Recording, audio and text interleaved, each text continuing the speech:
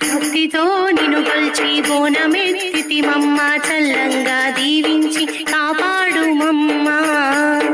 భక్తితో నిన్ను కొల్చి బోనమెత్తితి మమ్మ చల్లంగా దీవించి కాపాడు